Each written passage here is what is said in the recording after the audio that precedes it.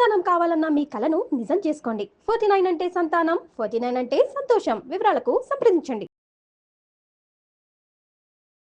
నమస్తే రమగారు. నమస్తే జయ. రమగారు, గురు పూర్ణిమ, ఆషాఢ పౌర్ణిమ. ఆషాఢ పౌర్ణిమ, గురు పూర్ణిమ, ఇంకోటి కూడా చెప్పాలి, వ్యాస పౌర్ణిమ కూడా. వ్యాస మహర్షి జన్మదినం. మామూలుగా మనకి సంవత్సరంలో 12 పౌర్ణములు ఉంటాయి. ఒక్కొక్క పౌర్ణమికి ఒక్కొక్క పేరు, ప్రత్యేకత ఉంది. శ్రావణ కార్తీకము వచ్చేది మనం పండగలాగా కూడా చేసుకుంటాం వాటిని కదా. ఈ ఆషాఢ పౌర్ణిమని ఒక పర్వదినం.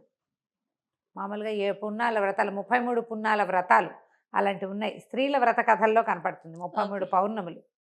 అయితే పౌర్ణమి, ఈ వ్యాస పౌర్ణమి నాడు ఏంటంటే ఈ రోజున గురు పూజ చేయటం. అధ్యాపకులే కాదంటే మనకి పాఠం చెప్పిన వాళ్ళే కాకుండా ఆధ్యాత్మిక గురువులు. మనం ఎవరినో ఒకరిని గురువుగా భావిస్తాం.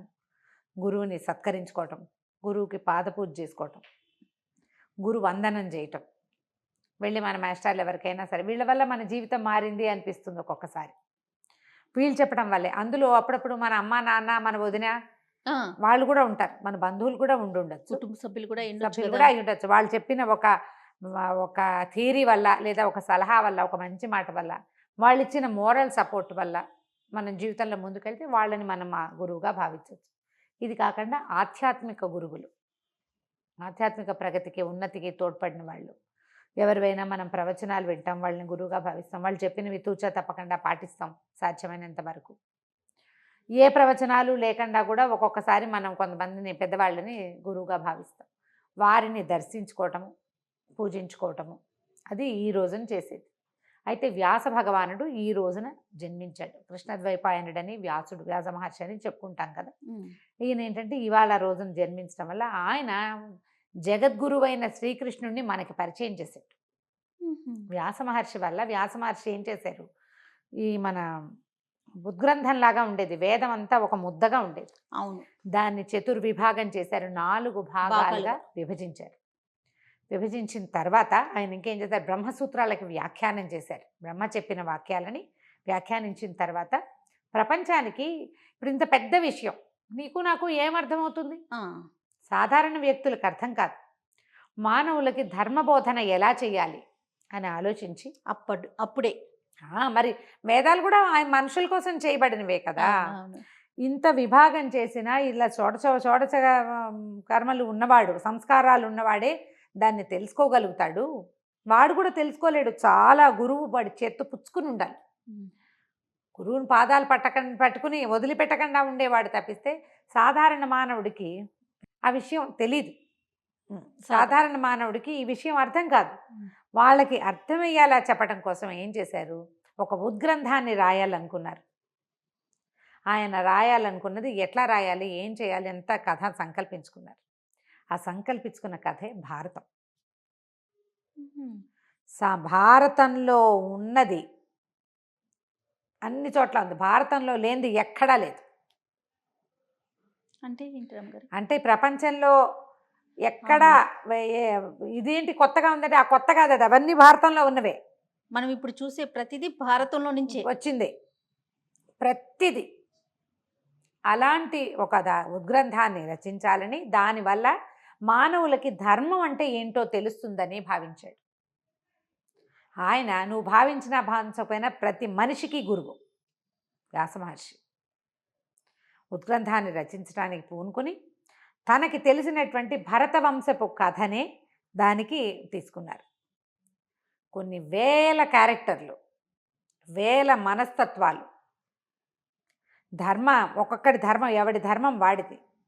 ఎవడెవడు ధర్మాన్ని పట్టుకుని నిలబడ్డాడు, ధర్మం పక్కన నిలబడిన వాడు ఎలా ఉంటాడు, ధర్మం పక్కన నిలబడలేక తమ నుంచున్న చోటనే పట్టుకుని ఉన్నవాడు, అధర్మాన్ని పట్టుకుని నిలబడ్డవాడి పరిస్థితి ఏంటి, ఎట్లా ధర్మాన్ని పట్టుకున్నవాడు గొప్ప చరిత్ర గలవాడుగా ఉంటాడు, ధర్మాన్ని వదిలిపెట్టి అధర్మపు కొమ్ము కాసిన వాడు ఎంత అత్యద్భుతమైన వ్యక్తి అయినా కూడా చరిత్రహీనుడైపోతాడు. ఎలా నిద్దాగా ఉండాలో మనుషులు, కష్టాలు వచ్చినప్పుడు ఎలా ప్రవర్తించాలి, డబ్బు వచ్చినప్పుడు ఎట్లా ప్రవర్తించాలి, గర్వం వస్తే నీకు ఎట్లా శాస్తి చేస్తుంది ప్రకృతి, అవన్నీ కూడా వ్యాస భగవానుడు మనకు చూపించాడు. అది మొత్తం ఉద్గ్రంథం రాయడానికి బ్రహ్మదేవుడి అని కూడా నేను చెప్తాను. ఎవరైనా రాసేవాళ్ళు కావాలంటే వినాయకుడిని ప్రార్థించు, ఆయన రాస్తాడన్నాడు. ఇప్పుడు మనం చదువుకునే మహాభారత గాథని వ్యాస మహర్షి చెప్తుంటే సాక్షాత్తు వినాయకుడే రాశాడు, ఘంటం ఆపకుండా. ఎక్కడైనా సరే ఆగిపోయావా, నేను ఆపేస్తాను, ఇంకా నేను రాయనన్నారు. వినాయకుడు అన్నారా? నాకు కంటిన్యూస్గా చెప్పుకుంటూ పోతేనే రాస్తానన్నట్టు. అయితే ఈయన ఏమన్నాడు, ఒక చిన్న సూక్ష్మం పెట్టారు, నువ్వు అర్థం చేసుకుని రాయాలి ప్రభు అని అడిగాడు. ఆయన ఒప్పుకున్నాడు. అందుకని ఈయన ఏం చేశాడు, కొన్ని వందల శ్లోకాలు, కొన్ని శ్లోకాలు చెప్పేసి ఎక్కడెక్కడ తను ఆలోచించుకోవాలో అక్కడ ఒక పెద్ద శ్లోకం చెప్పేవాడు. ఆ పెద్ద శ్లోకాన్ని వినాయకుడు అర్థం చేసుకునేటప్పుడు మిగిలిన శ్లోకాలు ఈయన వర్కౌట్ చేసేసుకునేవాడు. గ్రంథు అంటారు దాన్ని, గ్రంథులు అంటారు. గ్రంథాల్లో వచ్చేటువంటి గ్రంథి ముడి. 1,00,000 శ్లోకాలున్న మహాభారతంలో 8,800 గ్రంథులు ఉన్నాయి. వినాయకుడే మొత్తం రాశాడు. ఆ దానిని మనకు అందించిన వాడు వ్యాస భగవానుడు. మనకిప్పుడు మనం చూసే కథలు, మనం తెలుసుకునేటువంటి నీతులు, ధర్మం పట్ల మన విచారణ, మన ఆలోచన, వాటన్నిటికీ మూల కారణం మహాభారతం తెలియటం. అందుకని దాన్ని పంచమ వేదం అంటారు. 4 వేదాల తర్వాత 5వ వేదంగా భాసిల్లింది. అందులోనే మనం ఇప్పుడు నిత్యము పారాయణ చేయాలి. దాని కల్పవృక్షం మన పాలిట. రోజు చదువుకుంటే మన జన్మ తరిస్తుందని భావించే విష్ణు సహస్రనామాన్ని వ్యాస భగవానుడే భారతంలో మనకు అందించాడు. భగవంతుణ్ణి మనకి చేరువ చేసిన వాడు వ్యాస మహర్షి. ఎందుకంటే ఇది ఒకటే కాదు, ఇందులో భగవద్గీతను కూడా మహాభారతంలోనే చెప్పారు.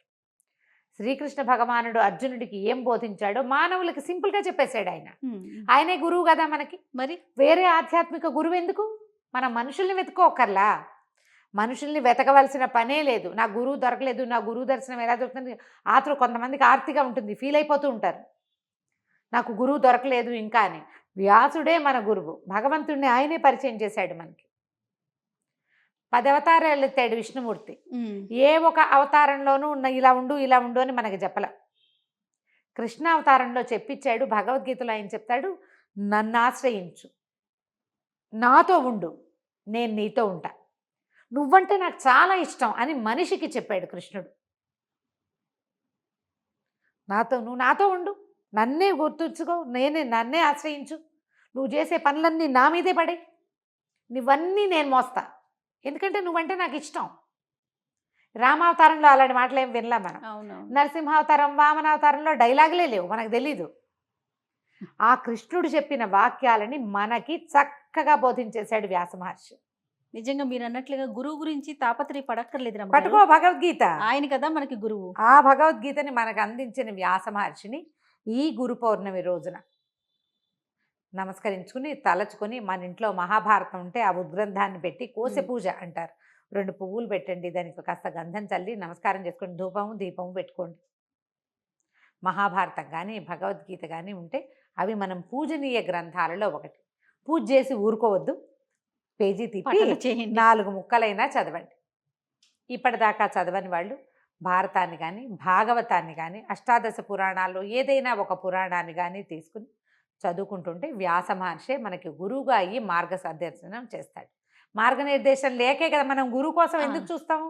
గురువు ఏంటి, చీకట్లో నుంచి వెలుగులోకి తీసుకెళ్లేవాడు. అవునండి, రుజుమార్గాన్ని చూపిస్తాడు, మనకి ఏది సరైందో అది చూపిస్తాడు, అది ఈయన చూపిస్తాడు గురువుగా భావిస్తే. తప్పకుండా నా యొక్క ఆధ్యాత్మిక గురువు ఈయనే వ్యాస మహర్షి. అంతే, ఇంకా ఆయన్నే పట్టుకోవటం అంతే. ఆయన పట్టుకుని ఆయన చెప్పిన ప్రకారం వెళ్ళు, రోజు విష్ణు సహస్రనామం పారాయణ చేసుకో, ఆటోమేటిక్గా నీకు దారి దొరుకుతుంది. ఎవడో ఇంకొకడు వేల్పుచూ తీసుకెళ్తాడు, ఆ రోజుకి ఎవరో ఒకళ్ళు వస్తారు. అట్లా కనుక ప్రయత్నం చేసుకుని ఈ గురు పౌర్ణమి రోజు మామూలుగా పౌర్ణమి నియమాలు ఏంటంటే పగలు ఉపవాసం ఉండి రాత్రి చుక్కలు చూశాక భోజనం చేస్తారు. పొద్దున ఇలా గురు పూజ కానీ ఏదైనా చేసుకుని గురు సందర్శన. ఇదే కాకుండా మనం ఏం చేయొచ్చు, దక్షిణామూర్తి దేవాలయాల్లో శివాలయాల్లో దక్షిణామూర్తి దర్శనం లభిస్తుంది, దక్షిణామూర్తి దర్శనాన్ని చేయొచ్చు. మేధో దక్షిణామూర్తికి పూజించుకోవచ్చు, దక్షిణామూర్తి స్తోత్రం చదువుకోవచ్చు. గురుపాదుకా స్తోత్రం అని దొరుకుతుంది, ఆదిశంకరులు చెప్పింది, గురుపాదుకా స్తోత్రం చదువుకోవచ్చు. పిల్లలతో కూడా చదివించవచ్చు, మంచిది. దక్షిణామూర్తి శ్లోకం ఒక్క శ్లోకం లేదా హయగ్రీవ స్తుతి, ఒక్క శ్లోకాన్ని జ్ఞానానందమయం దేవం నిర్మల స్ఫటికాకృతి ఆధారం సర్వ విద్యానం హయగ్రీవం ఉపాస్మహే. ఇంత చిన్న శ్లోకాన్నైనా పిల్లలకి చెప్పించండి. ఈ గురు పౌర్ణమి రోజున గురు పూజ నిర్వహించుకుంటే బాగుంటుంది. లేకపోతే వ్యాస మహర్షిని పూజించుకుని తలుచుకోవటం, పగలు ఉపవాసం ఉండి సాయంకాలం చుక్కలు చూశాక భోజనం చేయొచ్చు. ఇట్లా ఈ మన ప్రతి ఇది కనిపిస్తుంది కదా మనకి చంద్రబింబంలో లలితాదేవిని ఉపాసించే విధానం కూడా మనం చేసుకోవచ్చు. ఈ లలిత అర్చన చేయటం అని ఇదివరకు మనం చెప్పాం. ప్రతి పౌర్ణమికి మనం చంద్రబింబంలో అమ్మవారిని భావించి సహస్రనామం చదువుకోవడం, లలితా సహస్రం చదువుకోవటం, పాయసం చేసి కొంచెం వెండి గిన్నెలో పాలు అన్నం మనం పరమాన్నం చేసుకుంటాం కదా, చిన్న వెండి పాత్రలో అయినా పెట్టి చంద్రుడి ముందు పెట్టి ప్రసాదం తీసుకుంటే చిత్తానికి సంబంధించిన మనసుకు సంబంధించిన సమస్యలు ఉంటే అవన్నీ తొలగిపోతే మానసిక ప్రశాంతత లభిస్తుంది. అది చేయలేని వాళ్ళు ఇలా చేసుకోవచ్చు. ఈ గురు పూజా మహోత్సవం సందర్భంగా మనం పౌర్ణమి సందర్భంగా మన గురువుల్ని తలుచుకునే అవకాశం కూడా మనకు లభిస్తుంది. తప్పకుండా. నమస్తే. నమస్తే.